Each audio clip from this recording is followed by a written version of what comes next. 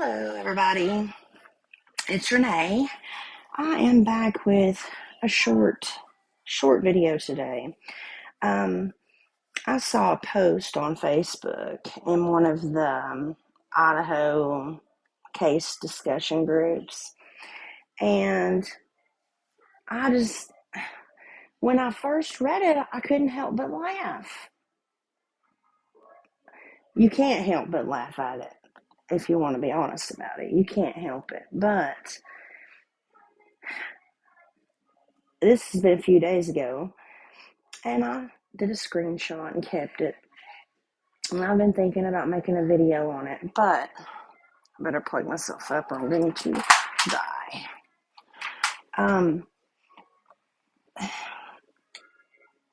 It sounds absurd, but some things that I've been hearing since, and I don't just take anybody's word for, gold or whatever. I don't. There's a couple of people that I listen to that really, really do their homework, really investigate. And there's this one girl, and if you haven't watched her, I suggest that you do. You need to find her channel, and I'll link it in here when I figure out how, in the description of my video. But it's Truth and Transparency. She actually made the news on this case with her body cam footage as she got before anybody else released them, because a lot of the mainstream media had it and wouldn't release it for some reason.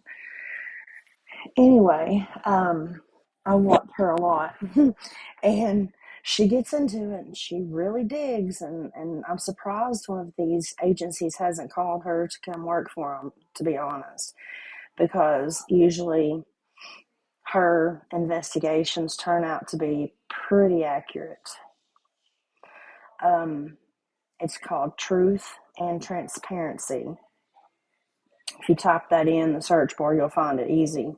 Her name is Xana Oriani. I hope I said that right. Xana Oriani. Yes. She does a lot of live streams. Anyway, you need to watch her. And now, I'll be honest, I'm not as bright.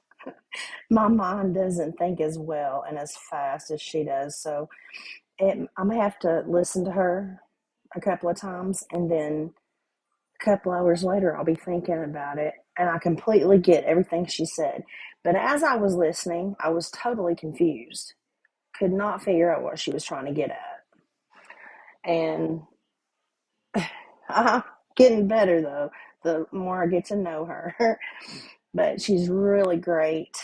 I suggest you all go check her out and subscribe to her. Anyway, you need to listen to what she says. But anyway, I'm going to read this to y'all. This was posted, I quote, end quote, anonymously, but they supposedly reveal themselves at the end when she says, "Leave Bryan and my dad alone," like it's Bryan's sister. But the way the post is written, I thought Bryan's had two sisters and they were highly educated. If they were, they're not who wrote this post. Not at all. Anyway, so this is what I'm going to do. I'm going to read it to you. Okay. I'm posting anonymously because Bryan is my family, and you people in this group act like vultures and rabid raccoons. Bryan is innocent, and you will see he has been framed by his drug partner friend, the security guard from the university. They were doing drugs together in the parking lot, as they had done numerous times, but when security guard started acting like a peeping Tom outside the girl's window, Bryan left security guard and drove back to his apartment. The reason the phone was off is because the battery was flat, and security guard was using the charger. Bryan put his phone on charge when he left the parking lot, and he switched it back on when he was near to his apartment because that's how long it took to get a charge going. Bryan's knife was in the car, and security guard was holding it because he had used it to chop the coke lines. Yes, I said coke because Bryan stopped heroin years back and substituted the drug with coke. He has tried so hard to stop everything, but he's an addict and has bad migraines, so the coke actually helps him. He had no idea security guard was going to do what he did, and he just wanted to teach security guard a lesson by leaving him behind. Bryan actually feels terrible that he left this maniac behind, but it's not his fault. You people need to stop with these singing videos and funny pictures of Bryan and my dad, or we will sue you for everything you have. All of you, just get a life and stop playing Facebook detectives because you are just a bunch of bored losers that have no morals. What do you think about that? You think it's just a troll? Think it's a family member? Think it's true? I think, this is my opinion, I think they have the right guy. I truly do. But I think there's still a lot we don't know, and there's some secrets that they're trying to keep from us. And I think Truth and Transparency is figuring it out, to be honest with you. I really do. I think she's figuring it out. Makes sense, so much sense. With some of the things that were talked about in the PCA, the public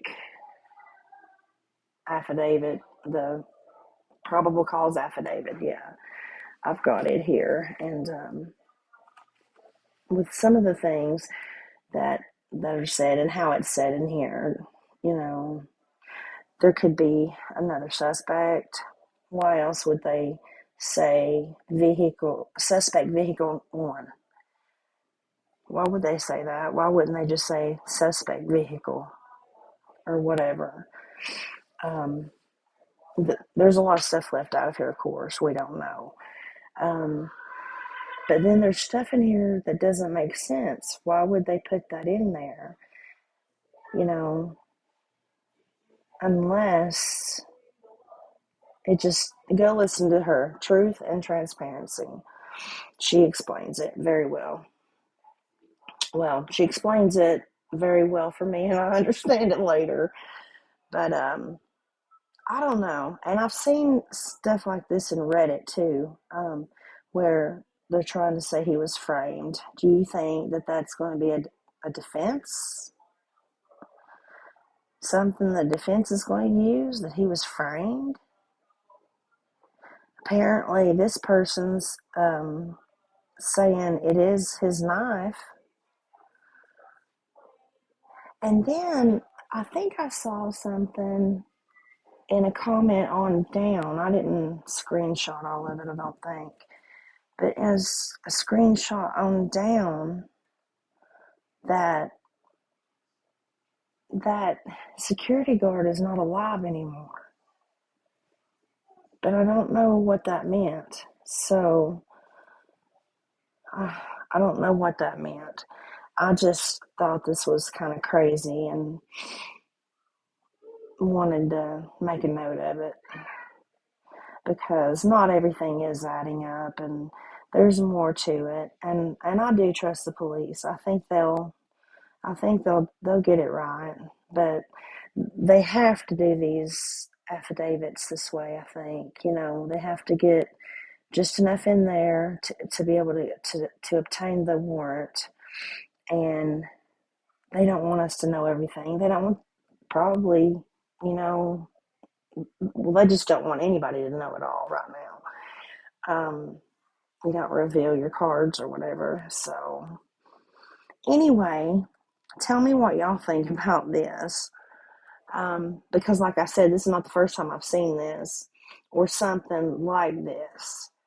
There's there's conspiracies, all kinds of different conspiracies. And before I forget, there's another YouTube channel. I think his is called The Drunk Turkey Show. He had a lady that called in and he vetted her. He talked to her privately off the air and everything. And he vetted the information she gave him. And like he said, a lot of things, because her children go to WSU. So like he told her, by the time this person hears something and that person hears it and then I hear it, it's going to be exaggerated. So a lot of what, you've been told may not completely be true, but there are also quite a few nuggets there too that are true. So go check him out, The Drunk Turkey Show. And his titles in his videos will have something about caller close to the case, calls in, whatever. Listen, he's got a couple of 2 or 3 videos on that. And it's a whole new theory. And they're saying that house was a trap house or a DRUG house, drug house. And there's a lot of stuff. Like people were finding out, heard that lady's daughter knew about the incident, the murder happening at 10 a.m. that morning. The police weren't called till almost noon.